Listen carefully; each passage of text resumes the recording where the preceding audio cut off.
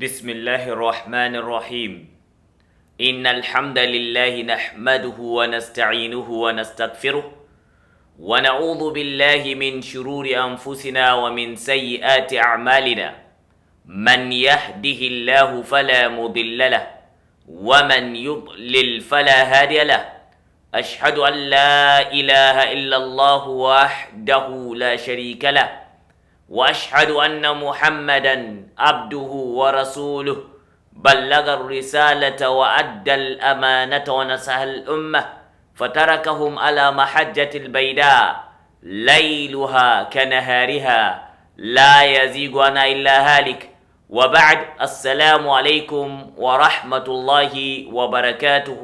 Brothers and sisters in Islam, I welcome you to this wonderful program which is the 10 manners in Islam. We use as a guideline the book written by Al-Usaymi called the 10 manners. Today, inshallah, we are going to discuss one wonderful manner, and it is the manner of dressing.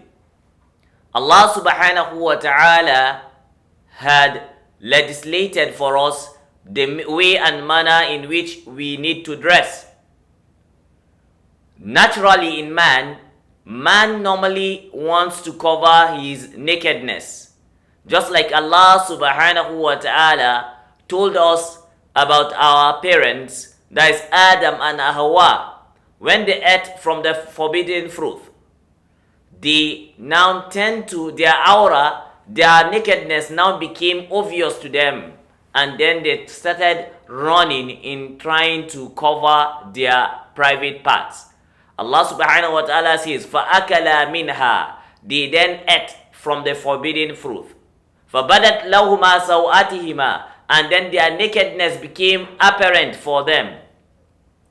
وَتَفِكَا يَخْسِفَانِ عَلَيْهِمَا مِنْ وَرَكِ الْجَنَّةِ. They now started plugging the leaves of the paradise so as they cover their private part.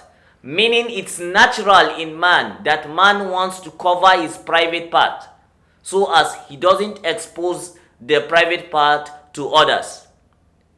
Allah subhanahu wa ta'ala has commanded us that we cover our private part and that we dress up. Just like in the pre-Islamic era, the pagans normally go around the Kaaba naked. Allah subhanahu wa ta'ala now commanded that should not be done again, that they should cover their private part. Allah subhanahu wa ta'ala says, خُذُوا زِينَتَكُمْ عِنْدَ كُلِّ مَسْجِدٍ. So therefore, that tells us the importance of covering the private part, and that it is natural in one, and that it is being legalized, or it is being legislated by Allah subhanahu wa ta'ala. It's a law. Therefore, it becomes abnormal for one to expose one's private part.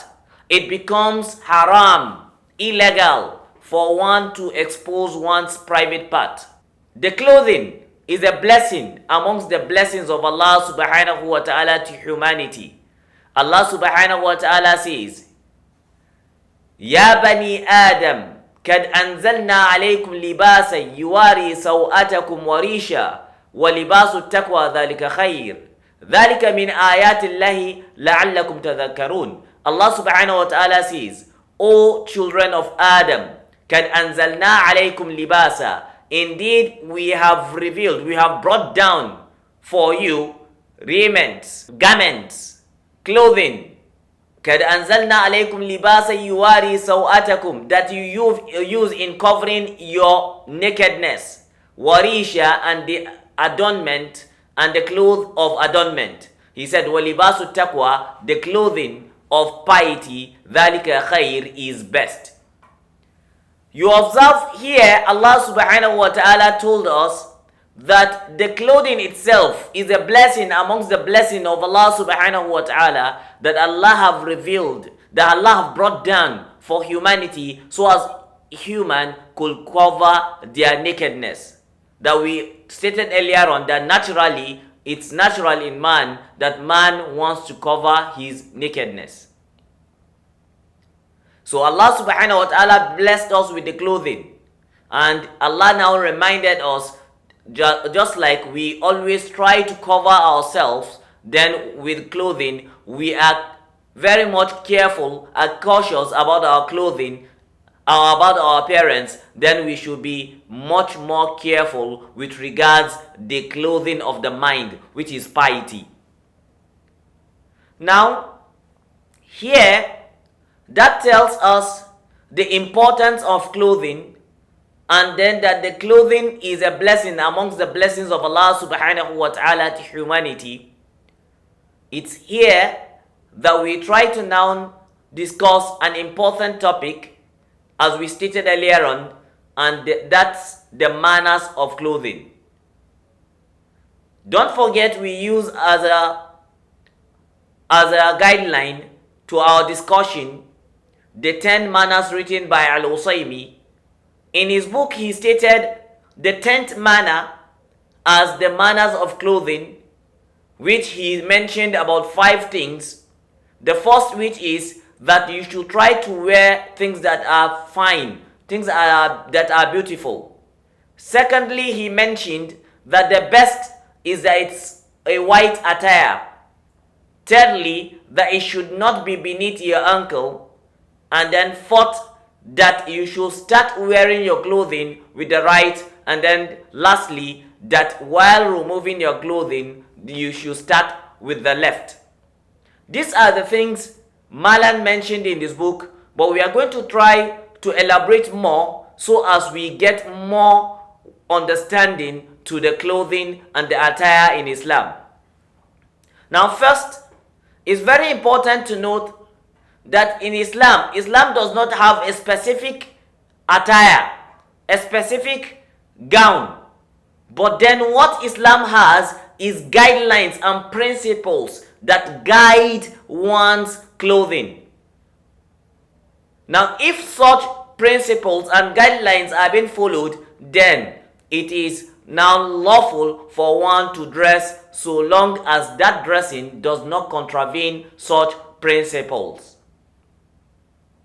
Here, Islamically, Islam does not have a specific adapted culture with regards dressing, but it has guidelines that guides one towards his dressing.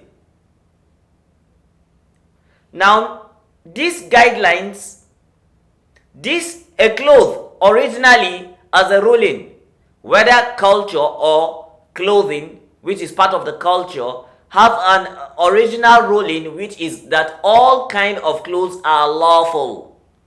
All kinds of clothes are lawful.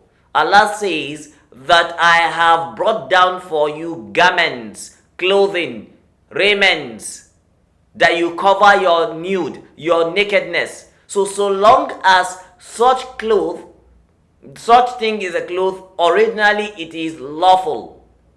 Except if such cloth contravenes the doctrine of Islam, amongst which is that such a cloth should not resemble the clothes of the disbelievers. If that cloth resembles the cloth of the disbelievers, then that will mean that that cloth is haram. Because the Prophet ﷺ said, Man tashabbaha biqawmin fahuwa minhum. Whosoever emulates, tries to resemble a category of people, then he is amongst them. That such clothing should not be the clothing of the opposite sex. A man should not put on the attire of a woman, and neither should the woman put on the clothes of a man. Because the Prophet ﷺ la'na al-mutashabbihina min al-rijal bin nisa. The Prophet ﷺ has placed curse on men that try to look like women, and then on women that look like men in their dressings and other things. That is the second thing. And then that it should not be a cloth of show off.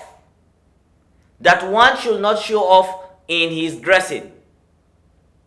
For the Prophet sallallahu alaihi wasallam said, "Man labisa thawban shuhra albasahu Allahu libasa madhilla yawm al-qiyamah." Whosoever put on a cloth so as to show off, then Allah subhanahu wa ta'ala would make him wear the cloth of humiliation on the day of resurrection. So it shouldn't be a cloth of show off. That it should be done for the sake of Allah subhanahu wa ta'ala, with good intention rather, that one should not do it with arrogance. The Prophet sallallahu alaihi wasallam says, "Kulu wa tasaddaqu walbasu min ghairi israfin wala makhila."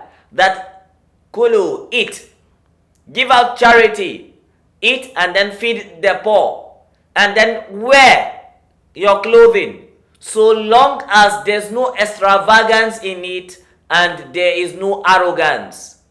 So therefore, one needs to be careful with regards the clothing, that it shouldn't have any extravagance in it. One should not do it extravagantly, and then one should not do it with arrogance. Now these are some of the principles, some of the guidelines pertaining the clothing, that if such things are being observed, then those clothing legally are okay.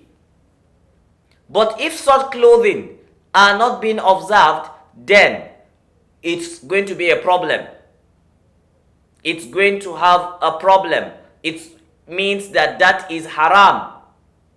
Now, taking it one after the other, we said that the clothing should not look like the clothing of the disbelievers. That will mean that whenever a clothing is something that is being worn by disbelievers, something that is peculiar to them, then it is going to be haram for one to dress like them. But if it is something that is general, meaning that is worn by everyone, it doesn't have a specific religion, it doesn't portray any religion, then in that sense, there's no problem in wearing such a cloth. Also, we said generally the clothing should be something that covers one's aura, because Allah subhanahu wa ta'ala did commanded that one covers his aura, just like the Prophet sallallahu alaihi wasallam also said that ihfad awratak, protect, preserve, cover your aura, your private part, illa min zawjatik, except if it were for your wife, aw ma malakat yaminuk, or what your right hand possesses of slaves. So covering of the aura, covering of the private part of the nakedness becomes a mandate. We also said that the clothing should not look like the clothing of the women, and neither should that of the women look like that of the men. Should it be that a man wears the clothes of a woman or otherwise, that will mean they have contravened the doctrine of Islam. Brothers and sisters in faith, stay tuned. We'll continue inshallah after the break.